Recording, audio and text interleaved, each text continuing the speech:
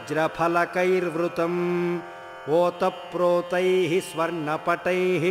माणिक्यस्तबकावृतम् जाम्बूनदवितानाढ्यम् मुक्तास्तबकरं जितम् भूरूपा भूत् स्वयं शय्या श्रीरूपा सोपबर्हणम् दुर्गा भूत्पादसेवार्थं ताम्बूलं भोगसाधनम् सुवर्णदण्डव्यजनं विद्युदाभेषु चामरे वैडूर्यस्तबकच्छत्रं पादुके रत्नपीठके सर्वराजोपचाराणि राजचिह्नानि यानि च सर्वाण्यभूद्रमादेवी देवायानन्ततेजसे भोग्यवस्तुस्वरूपेण तव सेवाभिलाषिणी महानन्दाम्बुधौ मग्ना रमते सा रमा त्वया रमसे रमयैव त्वं वैकुण्ठादिषु धामसु प्रत्येकावरणस्थैश्च मूर्तिभिर्ब्रह्मपूर्वकैः त्रिदशैर्दशदिक्पालैः सेवितः परमासने श्रीनिवास रमानाथ त्वन्नाभ्यज्ये चतुर्मुखम् गिरीशमन्तःकरणे ह्यङ्गेष्विन्द्रादिदेवताः ऋष्यादींश्च यथावत्त्वं सर्वजीवांश्चतुर्विधान् सृष्ट्वा तेष्वन्तराविश्य बहिः स्थित्वासि पालकः अत्यन्तभिन्नस्तैः सर्वैः पृथक् जीवजडात्मकैः पारतन्त्र्यादिदोषोज्झः स्वातन्त्र्यादिगुणोर्जितः निरपेक्षो नित्यतृप्तः पूर्णकामस्त्वमार्द्रहृत् सत्यकृत्सत्यसङ्कल्पो मा ब्रह्मेशेन्द्रवन्दितः सर्वेषां प्रेरकस्त्वं हि मुक्तामुक्तनियामकः अघट्यघटने शक्तो ह्यगण्यगुणमण्डितः अचिन्त्याश्चर्यचर्यस्त्वं ब्रह्माण्डान्तर्बहिः स्थितः अणोरणीयान् महतो महीयान् सर्वगोसमः सर्वाधारः सर्वसाक्षी सर्वापेक्ष्योऽतिसुन्दरः सर्वोत्तमश्च सर्वज्ञः सर्वस्वामी च सर्वदः सर्वशक्तो ज्ञेयचर्यो व्यक्तो व्यक्तः सनातनः शेषो शेषश्च निर्लिप्तो ब्रह्मण्यः शाश्वतः शुभः चतुर्वर्गैः सदाहीनः चतुर्धर्मप्रदर्शकः चतुःपुमर्थदाता च चतुर्मोक्षप्रदः श्रुतः अथोक्षजो प्राकृतस्त्वमनन्तमहिमा तव मूलरूपी ह्यनन्तस्त्वमवतारास्तथा विधाः नामधेयान्यनन्तानि ज्ञानानन्दादयो गुणाः अनन्तवेदवेद्यस्त्यैः अवेद्योऽनन्तसौख्यदः अहो भाग्यमहो भाग्यं रमेश त्वत्पदाम्बुजे निविष्टमनसां सौख्यमिहामुत्राभिवर्धते तव प्रसादलेशस्य लेशलेशातिलेशतः लवमात्रं यैस्तु लब्धं तैरलभ्यं न किञ्चन चरित्राण्यतिचित्राणि महान्ति सुबहून्यपि तव नानावतारेषु दर्शयस्यनुवर्तिनां कीटोऽपि त्वद्दयालेशात् साम्राज्यमनुभुक्तवान् त्वत्पादपद्मसम्पर्कलेशलेशातिलेशतः दृशद्दिव्याङ्गनाबुद्धि चेतनानां तु किं ब्रुवे अत एवार्जुने सूतो बलेश्च द्वारपोऽप्यभूः इन्द्रे त्वं दयया चेलां बलिं याचितवानसि गजेन्द्ररक्षणे दूतान् द्वारपान् वाप्यनादिशन् अन्वधावः स्वयं शीघ्रं क्षुद्रनक्रमुमुक्षया वैकुण्ठं वा परित्यक्ष्ये न भक्तां त्यक्तुमुत्सहे मेति प्रिया हि मद्भक्ता इति सङ्कल्पवानसि कामधेनुः कल्पवृक्षः चिन्तामणिरिति त्रयं वेङ्कटेशत्वमेवासि शेषागे सर्वदा नतः ददाति कामानन्नादीन् मणिर्धेनुश्च पादपः न चापवर्गं स्वर्गं वा तेषां शक्तिश्च तादृशी यदि त्वं सुप्रसन्नोऽसि सर्वार्थान् सम्प्रदास्यसि जात्यन्धानां च चक्षुंषि रातित्वन्मूर्तिदर्शनं बधिराणां च श्रोत्राणि त्वत्कथाश्रवणं परं जडं मूकं च वाचालं करोष्यध्ययनान्वितं मन्दबुद्धिं प्राज्ञतमं साङ्ख्ययोगसमाधिगम् अकरस्य करौ दत्त्वा करोषि तव पूजकम् अपदस्य पदे दत्त्वा त्वत्तीर्थक्षेत्रगामिनम् यद्यद्दुःखं भवेद्भक्ते तत्तत् सद्यो हरिष्यसि कुब्जत्वं कुष्ठतां नानारोगानप्याभिचारिकान् हृत्वा ददास्यङ्गदार्ढ्यं सौन्दर्यं त्वद्दयाद्भुता श्रीनिवास बहूक्त्या किं भक्तसर्वार्तिनाशने सर्वार्थपूरणे चापि त्वत्समोण्डेन कुत्रचित् प्रसन्नो नीलमेघस्त्वं श्रीभूविद्युत्समन्वितः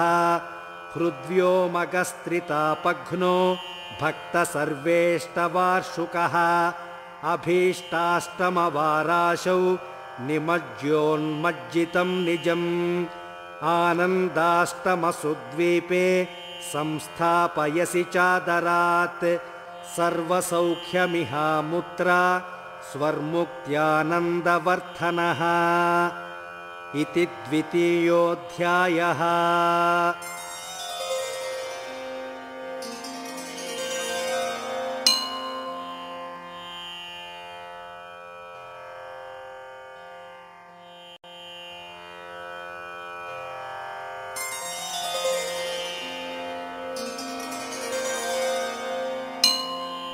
अथ भगवतः नानावतारवर्णनप्रकारः। देवशर्मोवाच अनन्तवेदसंवेद्या लक्ष्मीनाथाण्डकारणा ज्ञानानन्दैश्वर्यपूर्णा नमस्ते करुणाकरा नक्षत्राणि च गण्यन्ते पांसवश्च क्षणादयः त्वद्वीर्याणि न गण्यन्ते ब्रह्मणा रमयापि वा तथापि ते भक्तदासदासदासो यथामति स्तौमि त्वां वेङ्कटाधीश त्वद्भक्तः प्रेरितस्त्वया श्रीवेङ्कटेशमत्स्वामिन् ज्ञानानन्ददयानिधे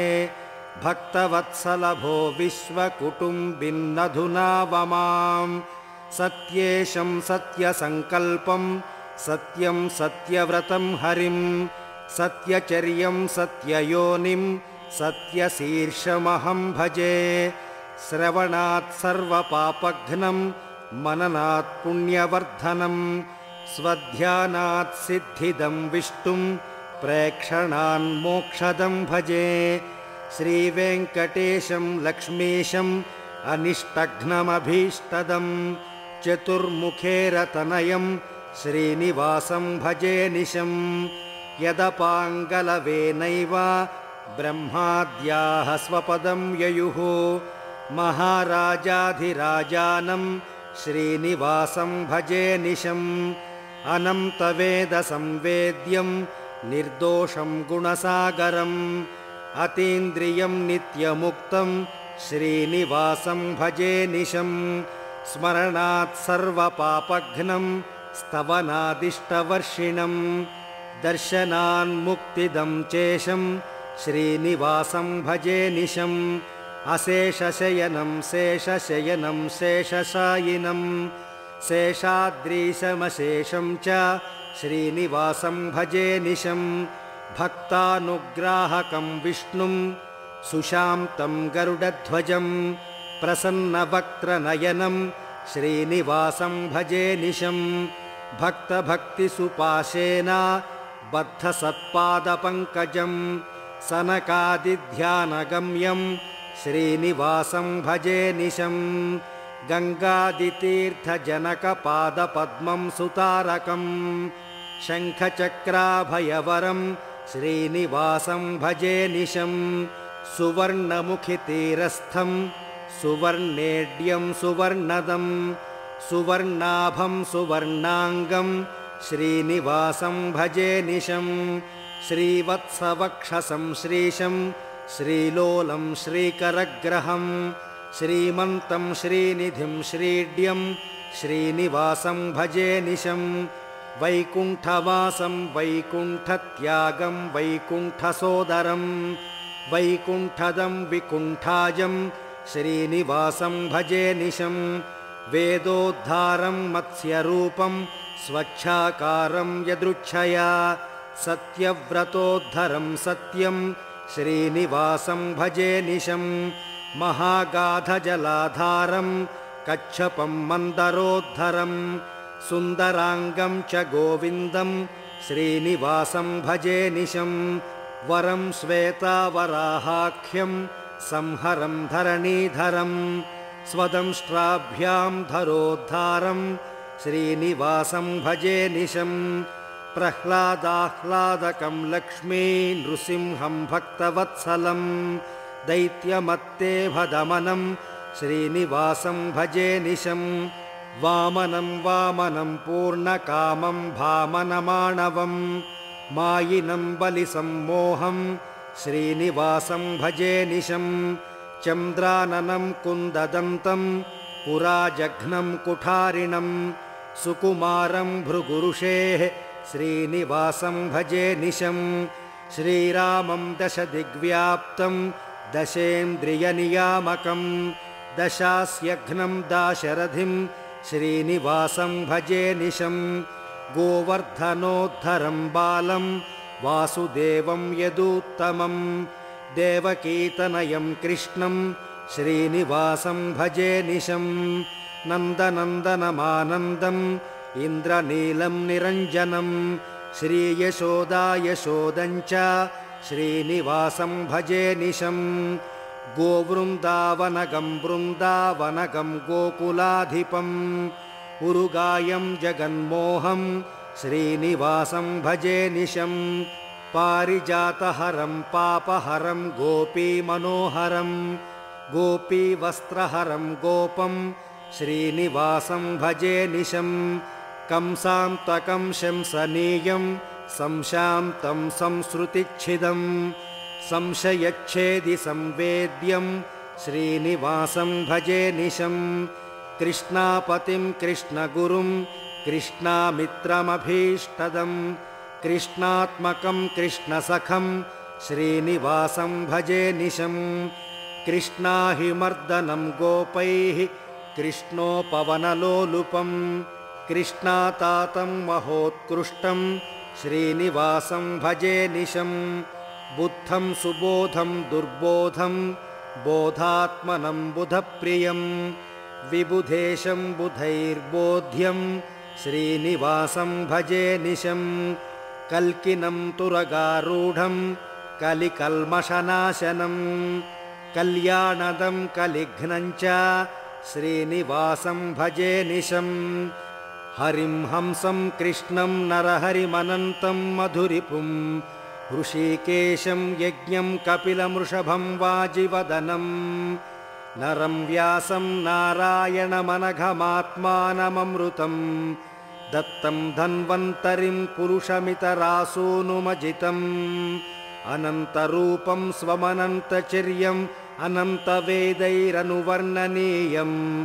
अनन्तनामानमनन्तदेवम् अनन्तकल्याणगुणाभिरामम् अनन्तशक्तिशमनन्तविक्रमं ह्यनन्तदेहे च शयानमीश्वरम् अनन्तसौभाग्यमनन्तनेत्रकम् अनन्तपादादिमनन्तसौख्यदम् असुराचलौघहरचक्रधरम् दुरिताचलौघहरवज्रधरम् करुणाचलौघभरचित्तवरम् कनकाचलौघधरपद्मकरम् भुवनेषु वेङ्कटेश बहुपुरुषार्थदाननिपुणोऽसि नो चेद्व्यक्ततया त्वं बहून्नतस्थाने कुतो वससि गुणौघैरपारं स्फुरद्रत्नहारम् स्मरद्दोषहारं स्वभक्तेष्टपूरम् भजे वेङ्कटेशं फणीशाद्रिवासं सदा मन्दहासं श्रिया सद्विलासं वेङ्कटेशचरणे तव वन्दे सर्वतीर्थशरणे शरणे मे मा विधीर शिववीश फणीशेन्द्रार्कसोमहुतभुङ्मुखवन्द्ये श्रीनिवासचरणे तव वन्दे लोकपावनसुकुङ्कुमवर्णे श्रीप्रदे किल सुरर्षिनराणां श्रीरुगादिनिगमागमवेद्ये भजे भजकसौख्यदं निजकटाक्षसम्प्रेक्षणम् परात्परतरं धरं दरमरिं गदामम्बुजम् चतुर्भुजमथोक्षजं कमलजेशपूर्वार्चितं वरोद्धतखलान् बहून् बहुजवेन संहारिणम् अज्ञानसागरसमुत्तरणे प्रशस्तं सुज्ञानसेतुरचने निपुणं बुधेढ्यम् लक्ष्मीपतिं सुरवरार्चितवेङ्कटेशं दारिद्र्यपूर्वदुरितौघनिशाचरघ्नं लक्ष्मीनाथं कमलनयनं हारकेयूरभूषम् अण्डव्याप्तं बहुगुणभरं दोषदूरं दयाब्धिं स्वानां तापत्रयहरमजं निर्विशेषं विशेषं लोकातीतं पुरुषमतुलं भावयामीष्टदेवम् श्रीमद्वेङ्कटनाथपादजनिता गङ्गा जगत्पावनी यस्यापाङ्गनिरीक्षणं विधि भवेन्द्रार्कादि सर्वेष्टदम् यन्नामस्मरणं महाघहरणं स्वर्ग्यं च मोक्षप्रदम् यत्पादाम्बुजयुग्मसेवनरतो ब्रह्मादिभिः पूज्यते सृष्ट्याद्यत्यन्तदूरं निगमनिचयसंवेद्यमाहात्म्यपूर्णम् सर्वेषामादिमित्रं रविशशिनयनं पूर्णकारुण्यदेहम् निर्वाणं निष्प्रपञ्चं निरवधिकसमाम्नाय सङ्गैरसङ्गैः गीर्वाणाद्यैरजस्रं स्तुतिनतिनियमैकान्तभक्त्यादिपूज्यम्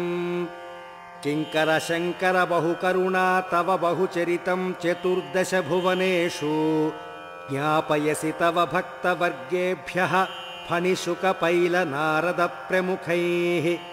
वेङ्कटेशमनुसृत्य य आस्ते तस्य भूरि सुभगं दशदिक्षु ऐहिकं त्रिदिवसौख्यमतुल्यं मोक्षमाशु लभते गुणसाम्यं श्रीनिवासमपहाति मदान्धः तस्य दुःखमसमं दशदिक्षु ऐहिकं नरकरौरवकुम्भीपाक वह्निमहदन्धतमांसे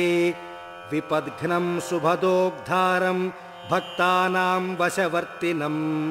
लोकपूज्यं रमारामं भजेऽहं प्रतिजन्मसु भक्तौघानुग्रहार्थाय त्यक्त्वा वैकुण्ठमुत्तमम् धरण्यामवतीर्णोऽसि वरेण्यो वरदोर्चितः अत्यल्पमात्रं परवस्तु लोके नैवापहार्यं किल सत्यसन्धः जनैरनेकैः बहुजन्मयत्नैः आयाससाध्यं बहुपापसञ्चयं हरस्य शेषं स्मृतिमात्रतस्त्वं गोगोचरो दृष्टिपथाद्यगोचरः विलक्षणं स्थावरजङ्गमात्मकं पश्ये बहूपायविशारदं त्वां तव रूपाण्यनन्तानि चरित्राणि तथैव च स्मरतां भक्तिपूर्वं तु महाविभवदानि च इहामुत्रातुल्यसौख्यप्रदानि महतामपि अल्पानां किमु वक्तव्यं स्वरूपोद्धारकाणि च प्रपद्ये पुण्डरीकाक्षमीशं भक्तानुकम्पिनं लोकोत्तरं लोकनाथं परात्परतरं विभुं पुण्यात्त्वद्दयया लब्धं विशेषादकुतो भयं भगवन्तं विश्ववन्द्यं भूतभव्यभवत्प्रभुं यतो भूतानि जायन्ते येन सर्वमिदं ततं येन जातानि जीवन्ति यं प्राप्स्यन्ति महालये दीपविद्युत्तारकाग्निचन्द्रसूर्यातिदीप्तिमान् योगायोगैर्योग्ययोगैः दृश्यो दृश्यः श्रुतो श्रुतः इति तृतीयोऽध्यायः।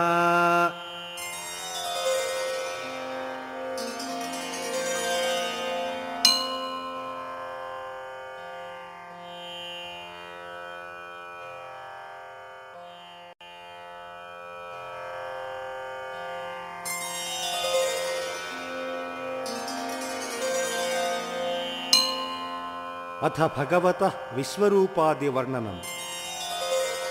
देवशर्मोवाच श्रीवेङ्कटेशमत्स्वामिन् प्रणतार्तिप्रणाशना ज्ञानानन्ददयापूर्णा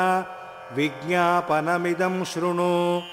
यन्मुखं ब्रह्मजनकं यद्बाहू क्षत्रकारणे यदूरुभ्यां वैश्यकुलं पादाभ्यां सेवकोऽभवत् शिरसोऽद्यौरभूद्यस्य सहस्रांशुश्च नेत्रजः मुखात् पुरन्दरोऽग्निश्च दिग्देवाः श्रोत्रतोऽभवन् शीतांशुर्मनसो जातः प्राणाद्वायुरजायत अन्तरिक्षं नाभितोऽभूत् पद्भ्यां भूमिरजायत यत्कोमलां गैरभवन् भुवनानि चतुर्दश कोमलेनाभिकमले ब्रह्माण्डं ब्रह्मधिष्ठितम् श्रियः पते कोऽपि जयेन्न मायां यया जनो मुह्यति वेदनार्थं तं निर्जितात्मानमनन्तमायिनं मायापहं त्वां शरणं प्रपद्ये नमो तर्क्याय तर्क्याय सगुणाय गुणाय च नमोऽनन्तायान्तकाय वेद्या वेद्यस्वरूपिणे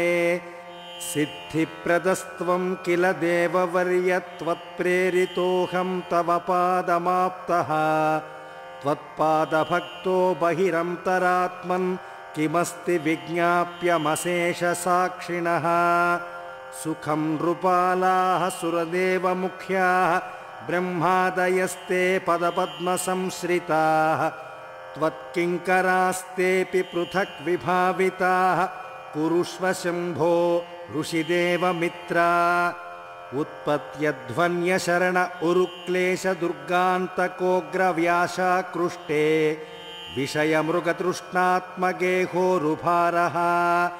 द्वन्द्वस्वभ्रे खलमृगभये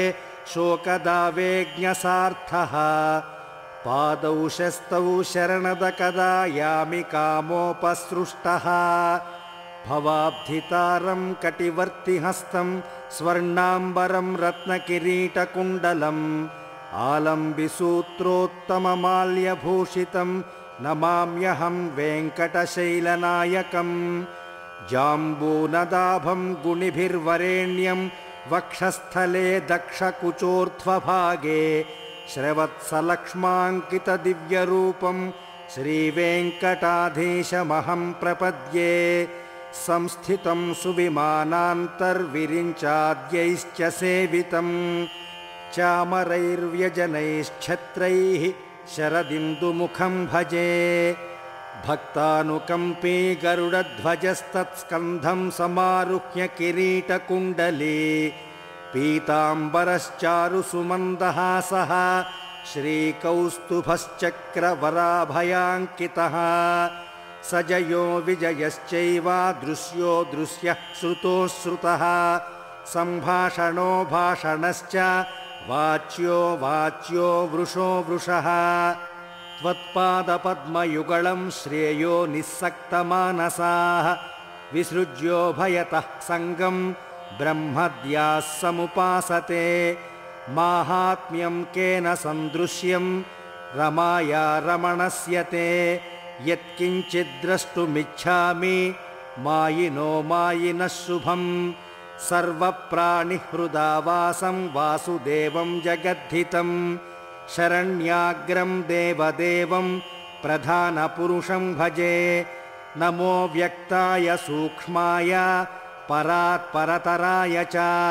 जगत्कारणकर्त्रे च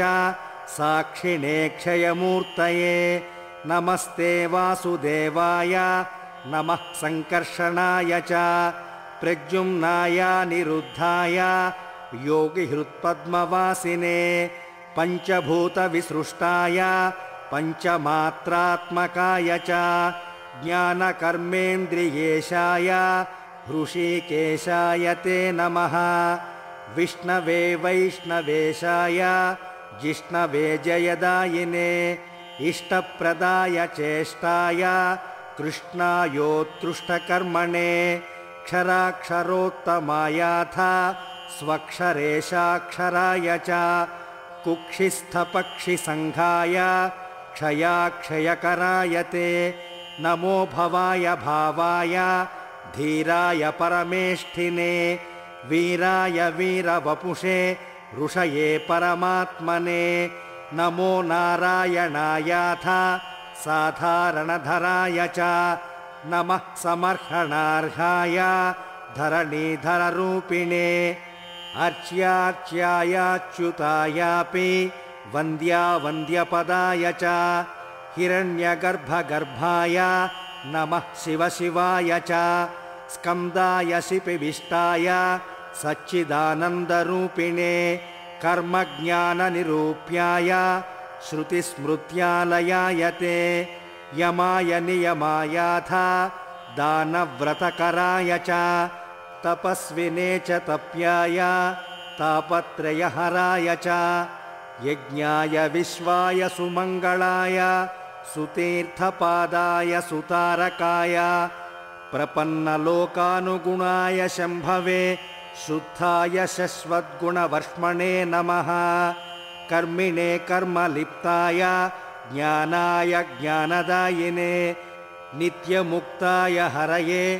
नित्यमुक्तिप्रदायिने शुद्धं वपुः परमयोगमतुल्यसौख्यं भूमिन्द्युलोकमुत तत्त्वमतिं सुभक्तिं वैराग्यमन्यसुगुणान् भजकेषु दानशीलं दयोदयमहं शरणं प्रपद्ये सुलभं दुर्लभं वन्दे भगवन्तं सनातनं